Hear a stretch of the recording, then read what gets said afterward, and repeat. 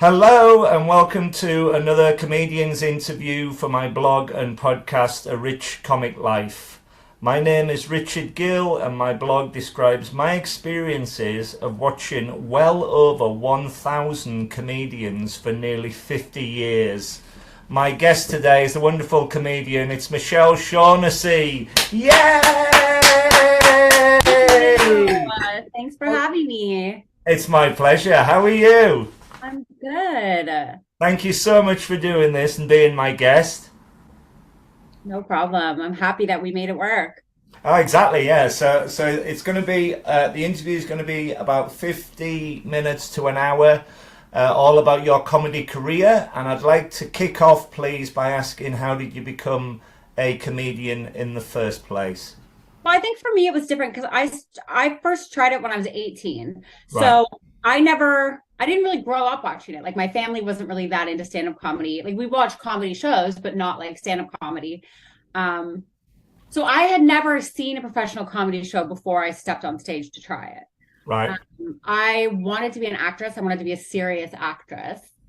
But I always kind of gravitated towards laughter because I was picked on a lot and it was kind of like a coping mechanism, to like be the funny person. Right. And then my mom was like, you should try it. You should really try it. And I tried it and I just never stopped. So I kind of feel like maybe it ruined my life. Maybe I should have went for, Ah.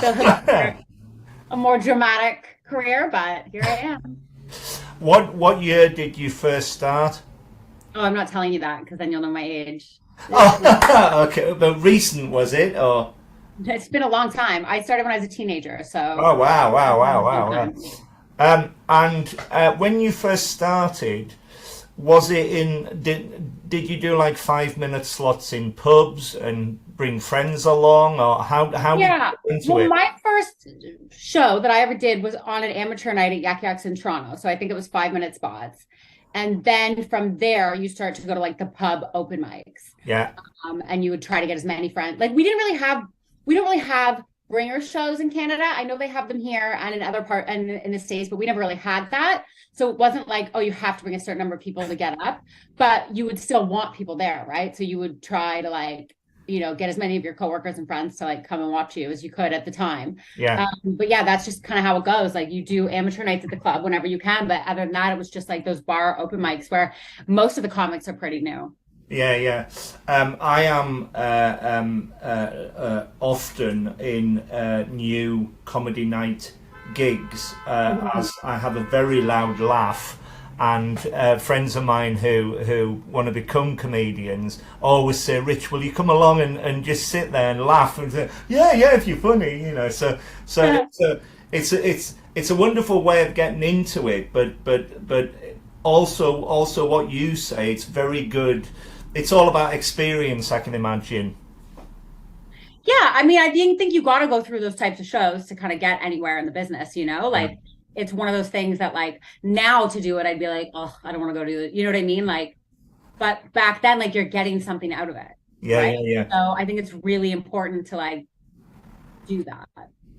So what was your first ever gig like? Where was it, and what was it like? Like the first time I was on stage, Yeah. that would be Toronto, Yak Yaks. It went really good. I remember I got heckled. Someone called me fat. Um, No. Yeah, I was at the time. So they were right, but like it was I was doing a joke about how a doctor told me I was fat, and someone was like, "Your doctor's right, you are fat." And I don't remember what I quipped back and got a laugh, and then it just went well from there. So it went well. Like in my head, it probably didn't go as good as I remember it, but I remember it went really well, and all my friends were like, "Oh my God, that was so good! Like you need to keep doing this." I don't know how I would have felt if it didn't go well. Like if I had bombed, maybe I never would have done it again. But I do know that I got enough laughs to be like, this feels so good. Like I want to keep this feeling. I always say to comedians, I can imagine that if you do have a bad gig, again, it's all experience. You have to go through that to become a better comedian. Would you agree with that? Well, absolutely. I mean, nobody's going to kill all the time. Like Yeah. it's just not a thing. And it's like comics who say they've never had a bad show or they've never bombed. They're either brand new, they're lying or they're delusional and don't know when they're not doing well. You know, we all have bad shows.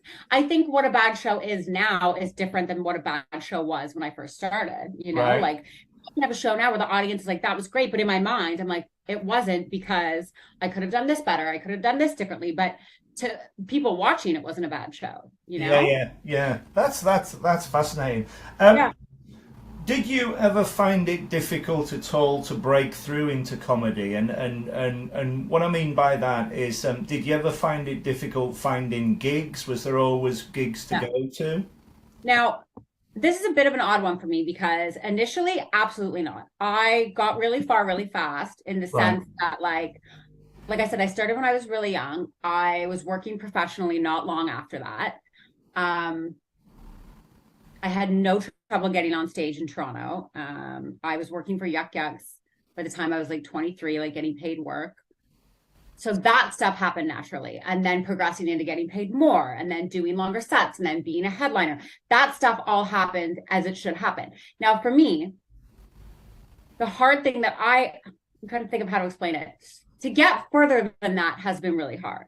So for me Right. to break into television or get further than just being a stand-up has been so hard. And I've been working at it for so long. So that's where I kind of hit a wall, if that makes sense, where everything happened fast, fast, fast, fast, fast, and then just like stopped. So that's kind of like where I would say breaking into it has been hard for me, getting further than I am. And, you know, I talk to like some comics, and there's comics who are newer and they're like, yeah, but I would love to be doing what you're doing. So I try to remind myself of that, you know, that there's people who would love to just be a professional comedian and have this be their only job. So I am grateful for that.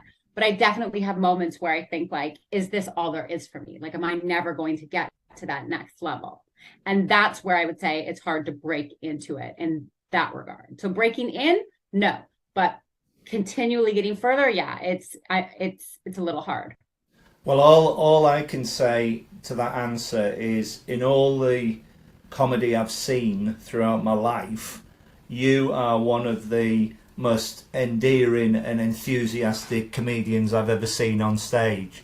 And Thank you. I really I've seen you appreciate two or that. three times now, and so I can make a good and honest judgment.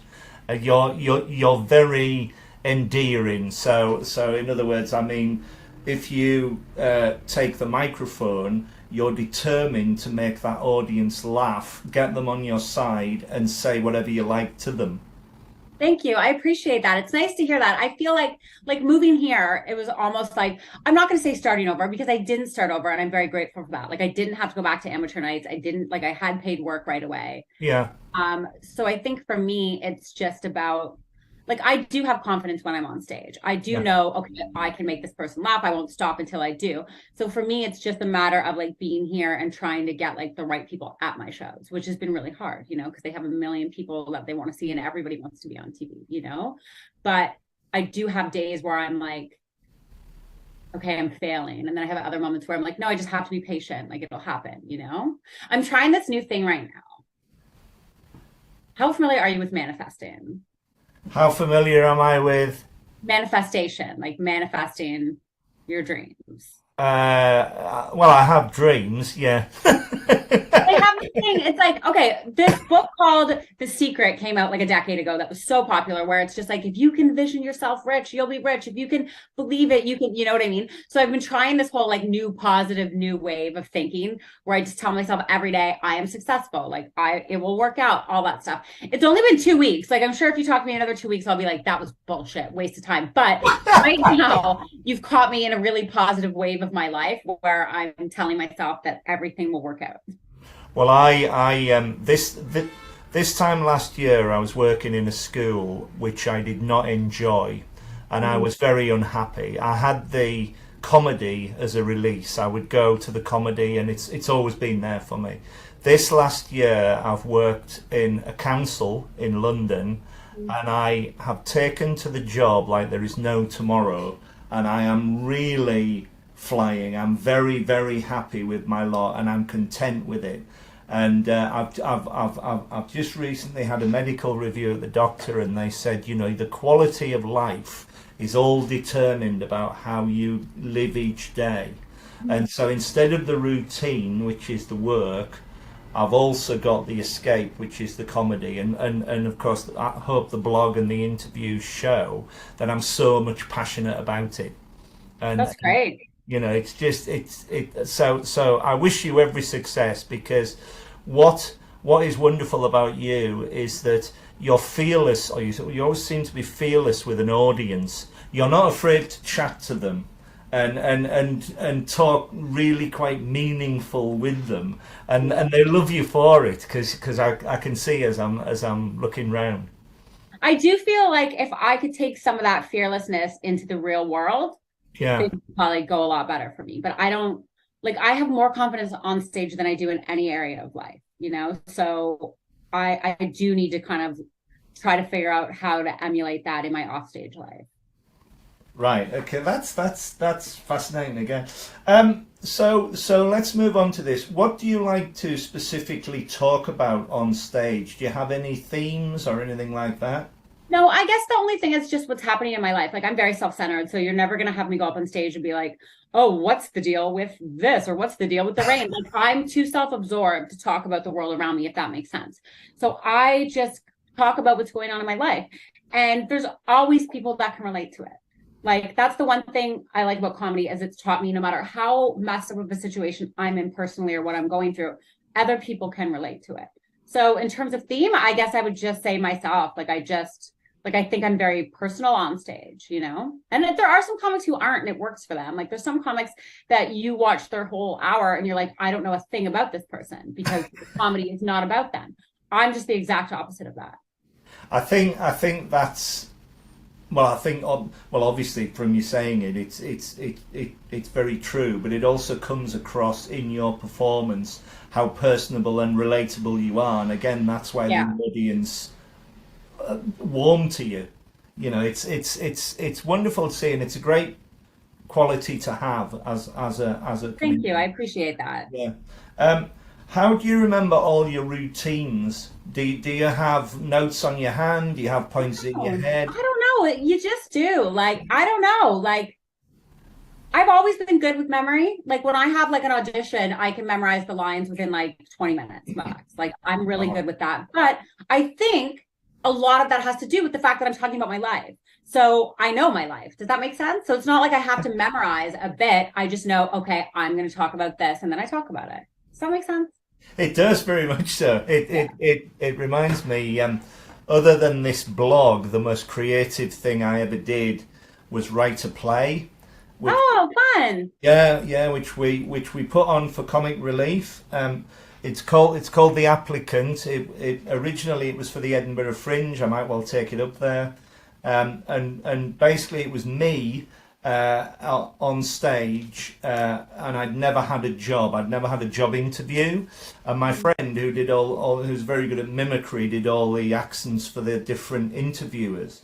So it was like a monologue to set up the I crowd, like that. and then the interview, and a monologue and an interview. And we rehearsed this for about 3 months, and I ran out the first night and I completely forgot my lines. Oh,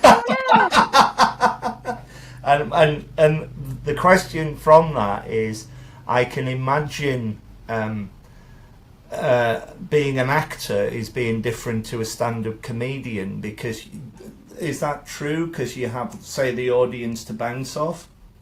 Well, yes, but not only that, I think like if you're acting, you don't feel judged, right? Because Yeah. you're playing a character, so maybe the character's being judged. But when you're a comic, you're putting yourself out there. So if people don't like it, it's not like, oh, they didn't like the character in the movie, they didn't like me. So I think it's you need more vulnerability to be a comedian than an actor, I think anyway. That's very true, I think. Yeah, yeah, very, very much so. What is your view of comedy competitions? Have you been in any?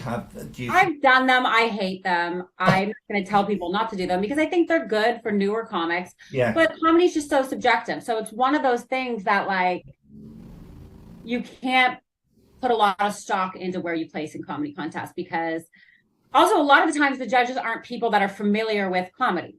So they can say something like they can judge it on, well, I didn't like it, as opposed to being like everybody else is laughing, you know? So I mean, I think I don't know. Do them if you want, but I would hopefully never have to do one again.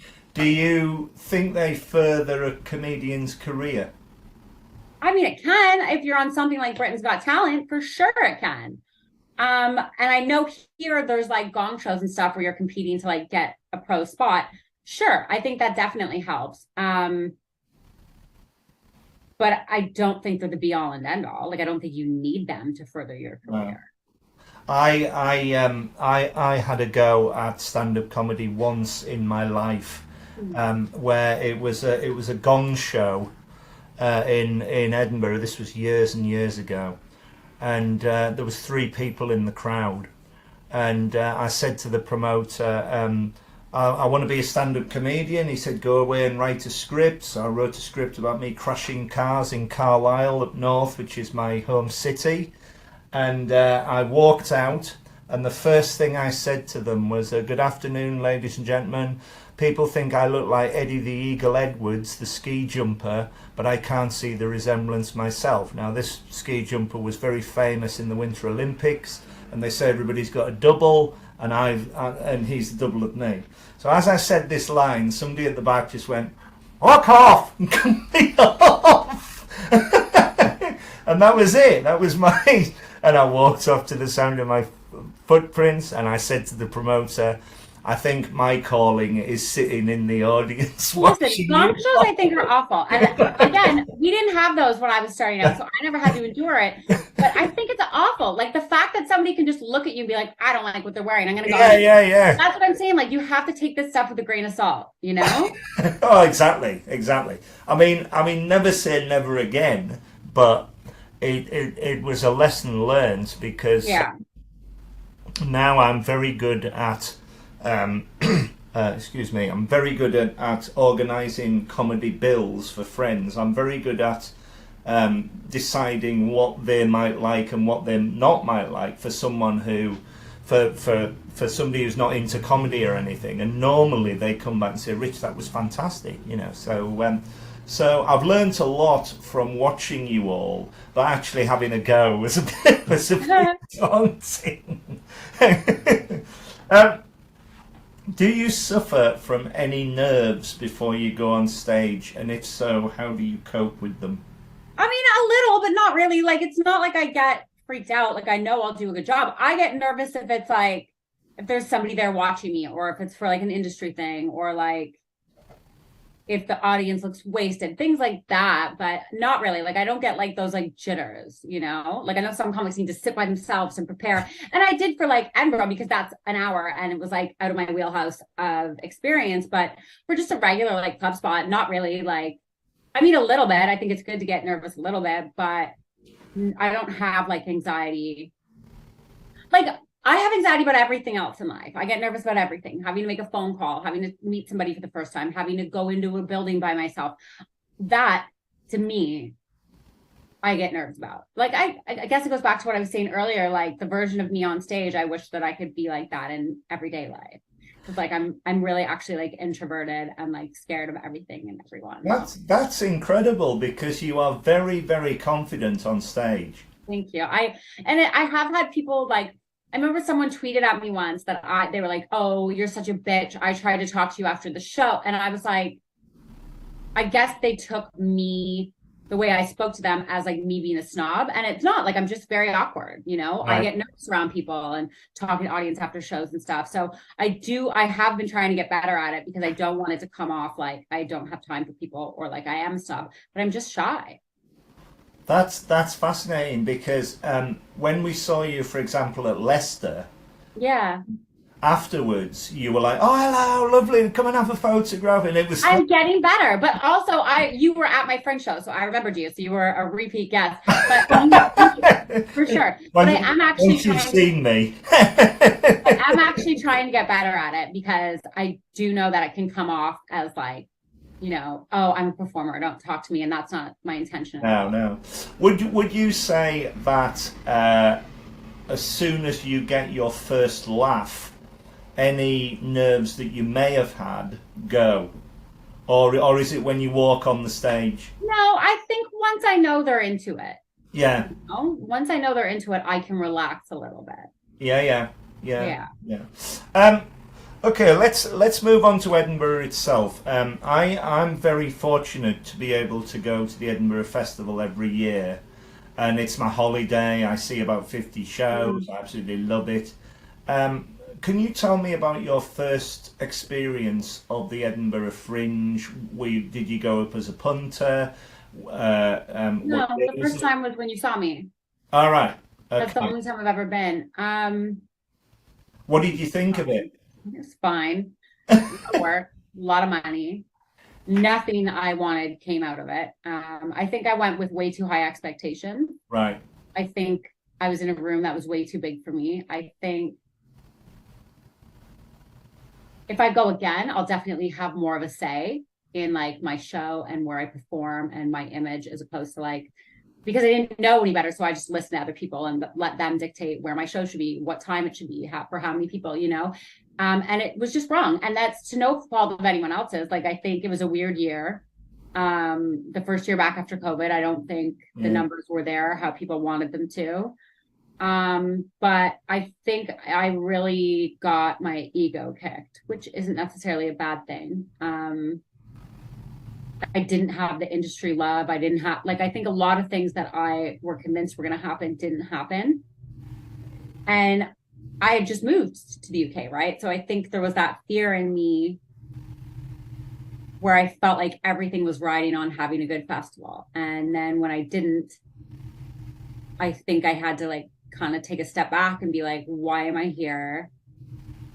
You know, what do I want out of life here? Because I think I thought it was going to come so easily after the festival. I thought if I did it, people would see me, I'd get on TV, my career would take off.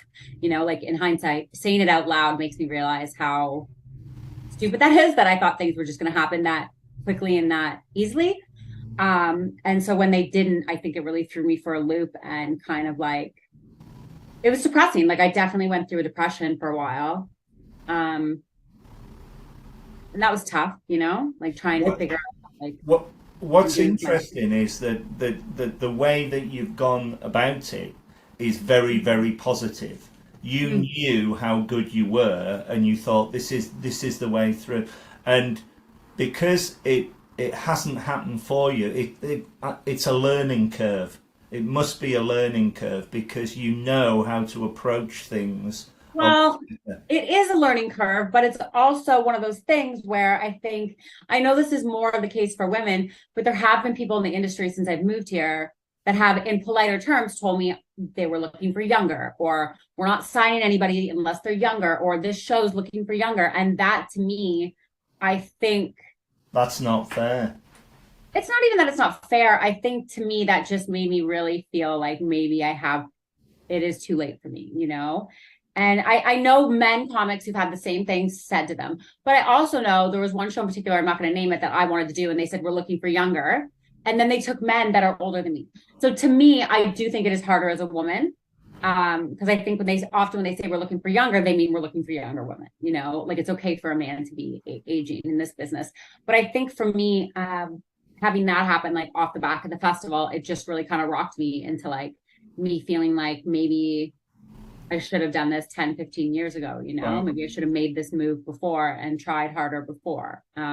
It's But you very know, everything happens for a reason. So I'm just trying to stay positive and well, very, my very time much to so. come. Yeah, and I mean, you you made us laugh Thank you. out loud all the time. Well, that's the thing. You're only as good as like the people that watch your show, you Yeah, know? yeah, So I think for me, I had like for me, it's not that I'm having a hard time doing good on stage in the yeah. UK. I'm having a hard time getting industry to come watch me and take a Right, chance I on me, see. if Yeah, that yeah, makes sense. So I think that is frustrating because I know if I could just get the people there, everything will be okay, you know, but I have not been able to do that. And it's frustrating. It's hard to move from a country where you could just email a production company or email yeah, a producer and be like, hey, what's up? Like, come down to my show, and getting responses to like moving to a place where I don't know anybody. They don't know me. They get 5,000 emails a day, you know, and I don't have an agent. So I think trying to navigate everything has just been really eye opening and really, I've had to become a lot stronger as a person. yeah, yeah, yeah. I was going to say when you came over from Canada to Britain, did you Mhm. have any comedy friends at all? Did you know any comedians? Yeah, but okay. So my friend who used to do comedy here, he now lives in Canada, Pete Johansson, hilarious comic. Yeah, He was really encouraging of it, and he was like, and Catherine Ryan, I love her so much. We yeah, started comedy back in the day, so I consider her a friend for sure. Um, so I had people being like, you got to come here. There's a lot of work. Like you would do great here. And also I had an agent when I first got here. Like, so I got hooked up with an agent before I even got here. So I had paid work set up, which was great. I'm so grateful to that I had that. So that's what made me kind of like take the leap and be like, okay, like, cause I was originally just going to come for Fringe. And I'm glad I didn't, because if I had just come for Fringe, I would have been like, that was awful. I'm never going back, you know? So I'm glad that I really kind of committed here, because now I just there's kind of no going back, you know, like yeah, I yeah, kind of yeah. my life over here. So I had a few friends like Bobby Mayer and like I said, Catherine and Good Allison Smith people. in Manchester, Yeah. but I don't get to see them a lot. Like they're so busy, you know. So I have kind of been on my own. But I did know people here who were doing really well for themselves. Have you been to any festivals other than Edinburgh?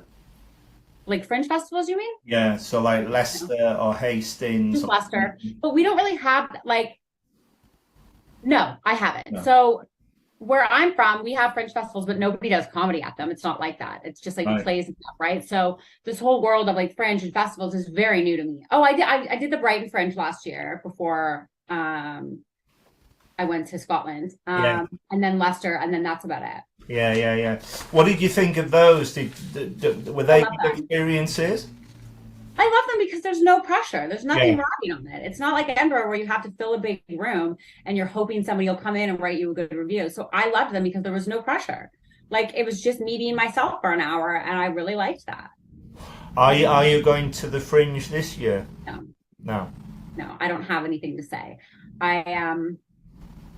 I feel like I would just be going just to go, and that's not a good place to be in artistically.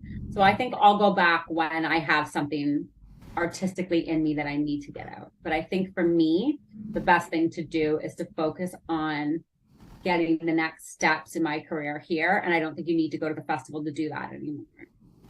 Well, please, please, please keep going because you're a great comedian. So, You really are. thank you. We were blown away by you on stage. Absolutely brilliant. Thank Um, you. so, who are your favourite comedians, past and present? You know, that's a tough one for me because it changes all the time. I think for me, one of my the favorite comics to watch are just who I'm working with, you know? Because I think it's great to see, especially since relocating to the UK, because there's so much talent here, so much talent. There's so Um, many of them.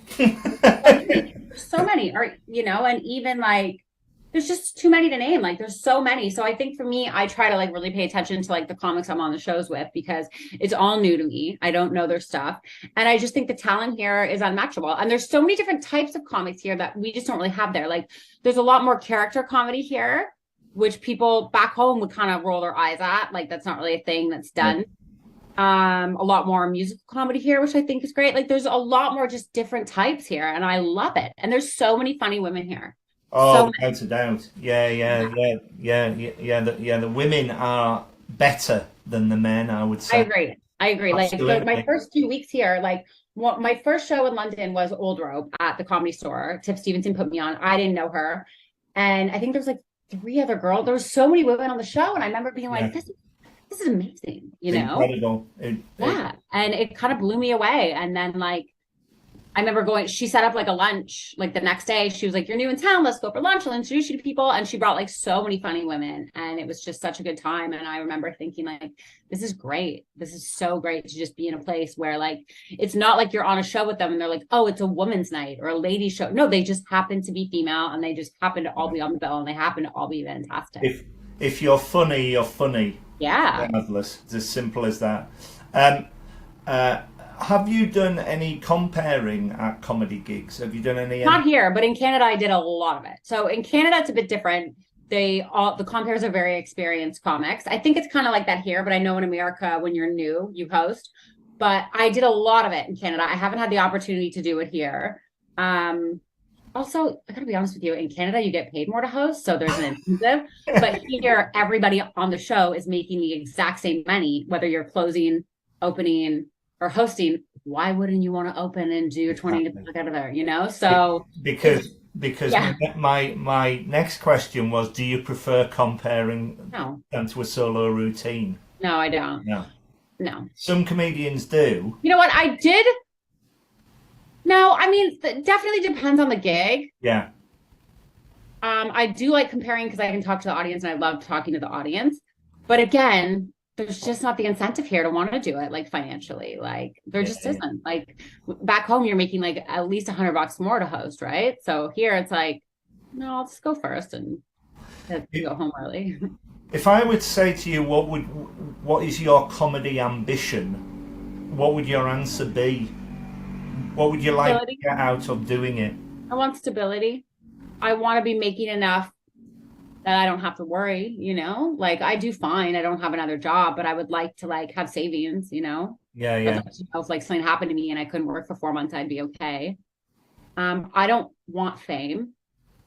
I don't think I would do well with it. I don't think I have a thick enough skin, but I would like to get as far as I can get with sliding under the radar fame. Do you know what I mean? Yeah, Like yeah, I'd yeah, like yeah. people to know who I am, maybe have like a following, but I don't want that like paparazzi hiding in bushes type fame or being I don't want that at all. Yeah, well, But I think for me, stability would be the first step. That would be my first goal. And I think after that, like I definitely want to expand my horizons. I want to get on TV. I want to produce TV shows. I'd love to like write for TV shows. Like I'd love to kind of like not just be in stand-up comedy. And I think that's been hard for me here because I haven't booked an acting job since I've been here. I haven't written on anything. And like back home, like I didn't do a lot of it. We don't have a lot of it, but I did do it. Right. So I think it's been hard for me to like kind of come back to just being a stand-up again. So, would you say you would love to write sitcoms or be on Yeah. quiz shows or something like Yeah. that? Because I, there's a, my ideal goal would be to have a chat show one day. I yeah, love, as you saw, like I love talking to people. yeah, And yeah, yeah. I You would think be that superb. yeah, and I You think I'm really good at would. getting people to open up. Yeah. So I think short-term goal is just to have some stability in my life. Long-term goal would be to have a chat show, like a comedy chat show. That's fantastic. Well, I wish you every success. Thank you. I can't think of anybody better to do it. Genuinely, Thank you. I really appreciate that. I think you would be superb. Um, Again, when we've seen you live, what is wonderful, if you talk to someone in the audience, you will ask as far as you can with them. You're not afraid to ask questions to them, and then Yeah, and I think they will people answer like that. them. And I also want people to be comfortable with me. I don't want to be mean. Like obviously I'll take the piss out of someone in like a jokey manner, but I'm not going to insult somebody to the point that like I know I've seen it. I've seen some comedians do it and they do it well.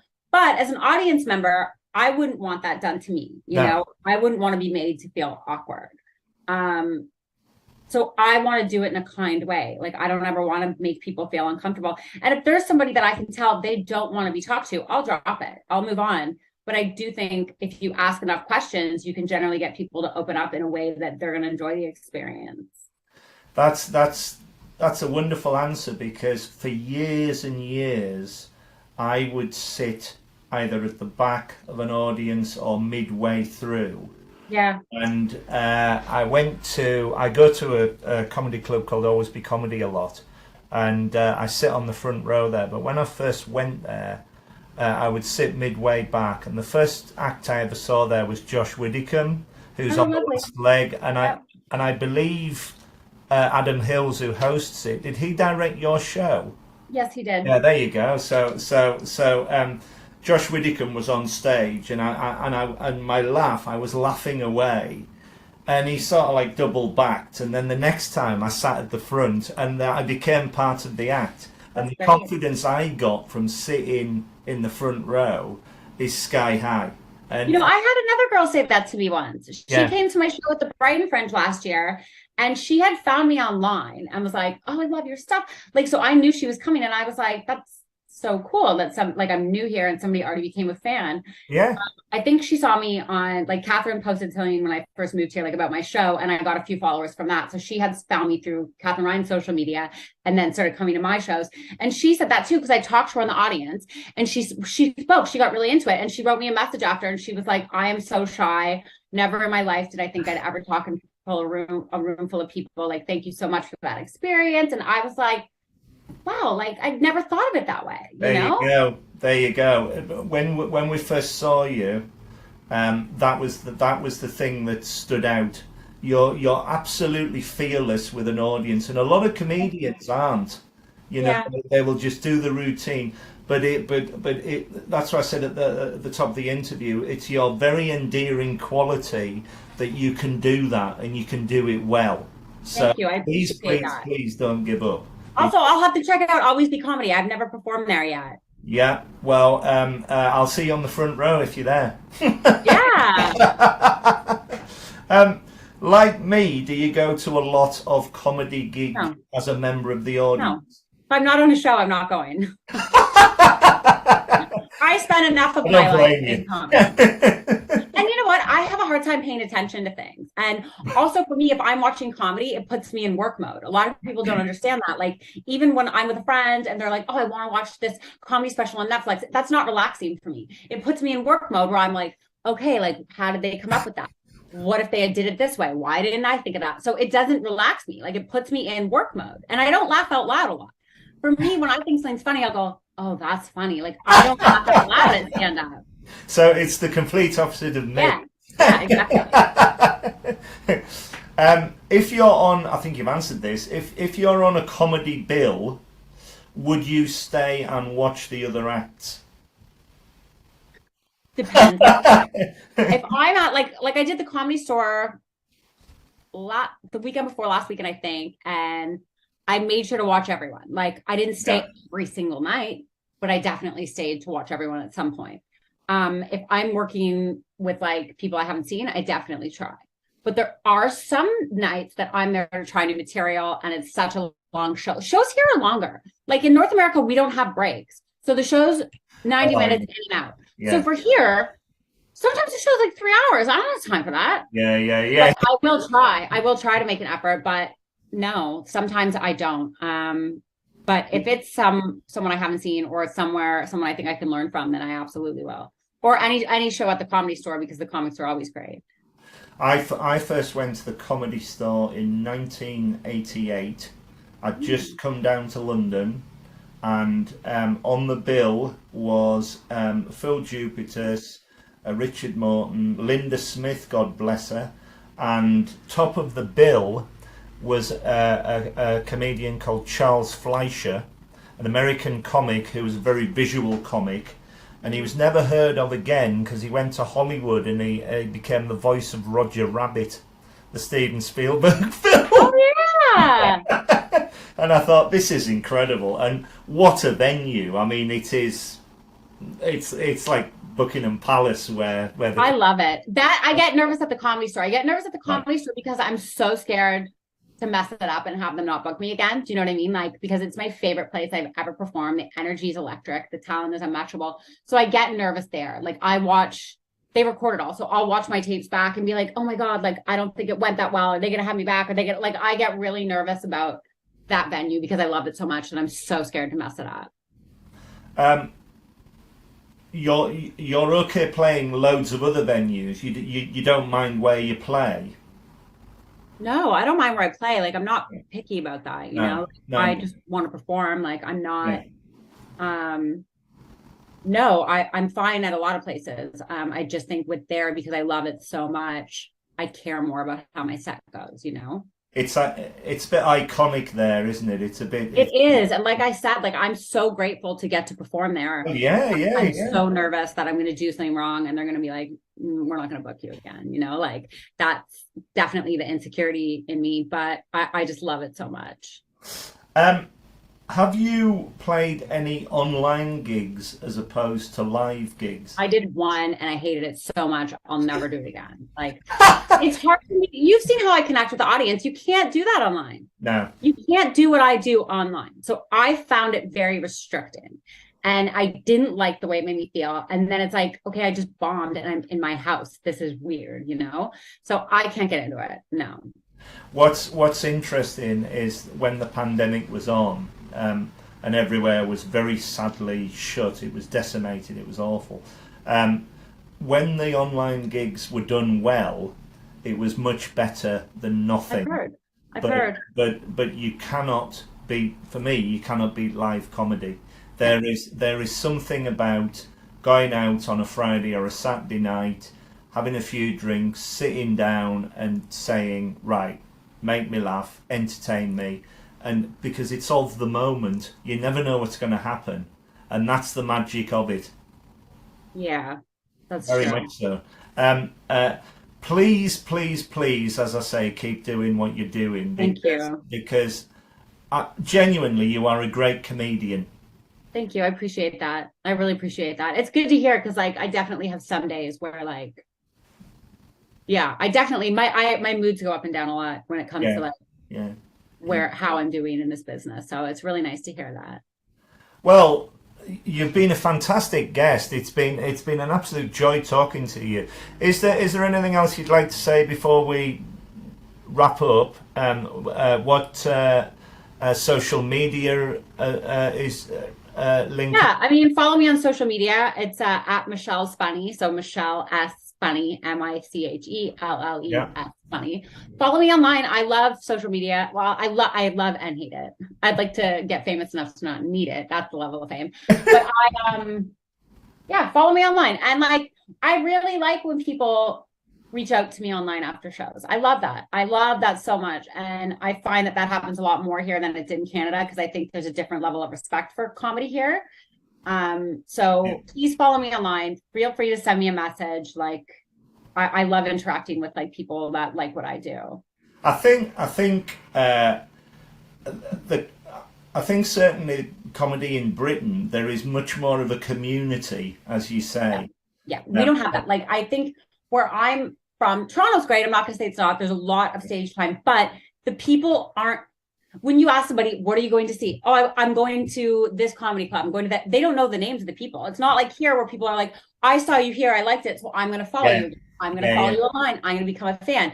It's like the people there aren't really necessarily becoming fans of the comic. They're becoming fans of like the club, if that makes sense. And it's no fault of anybody else's. It's just the way the industry is there. We don't have the same level of love or respect for it that they do in Britain. Like it's just insane. And I love it so much. Well, it's why my blog and podcast exist because I don't think it's ever been done from an audience point of view where you sit there and things happen and you're there on the night and you can describe what goes on and it's fascinating how it's taken off just from a humble fan like myself. That's great. Do you have any podcasts or anything like that? No, I'm going to start a podcast soon. I've been saying this for months, but I keep changing my mind of what it's going to be about. And I keep like paying to like have the logo done and the title. And then I'm like, I don't want to do that. Like, because my moods go all over the place. So if I'm depressed, I'm like, I'm going to do one about depression. And then if I'm having a great day, I'm going to be like, I'm going to do one about how wonderful the universe is. Like, I cannot figure it out. So I think I'm just going to dive into it and figure out what it's about as I go along, if that makes sense, because I love talking. So I feel like I can talk.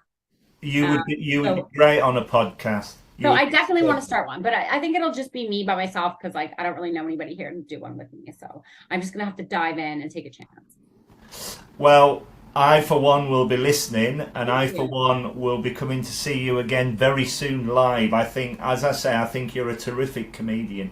You're so good with an audience that, as I say, the warmth that you give them, they give it back to you. So please keep doing what you do. Thank you so much. I'm going to be first in line when you're on a bill next, and all the very best to you. Thank you so much. Enjoy the rest of your night. You take care. Thank you. Bye.